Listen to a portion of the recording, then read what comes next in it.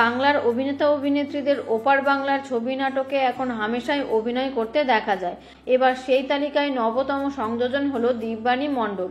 ছোট পর্দায় ফুলকি ধারাবাহিকের নাম ভূমিকায় অভিনয় করছেন তিনি। টিআরপি তালিকায় প্রতি সপ্তাহে প্রথম 10-এ জায়গা করে নেয় এই ধারাবাহিকটি। ফুলকি হিসেবে অভিনেত্রী দারুণ জনপ্রিয়তাও পেয়েছেন। সেই জনপ্রিয়তার দৌলতে আসছে একাধিক কাজের সুযোগ।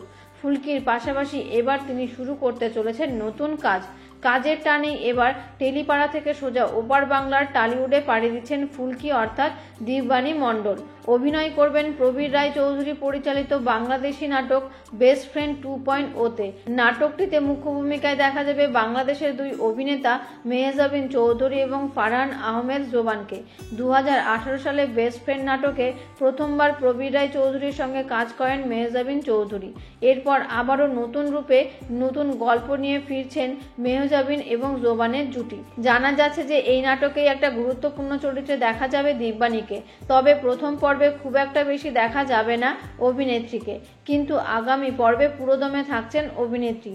এও জানা যাচ্ছে যে 2026-এর গোড়াতেই শুটিং শুরু হয়ে যাবে নাটকের আগামী পর্বের। সেই সময় একটা লম্বা সময় টালিউডে শুটিং করবেন তিনি। তো বন্ধুরা, ফুলকিকে বাংলাদেশি নাটকে অভিনয় করতে দেখতে আপনারা কতটা আগ্রহী তা কমেন্ট করে জানাতে পারেন। নমস্কার।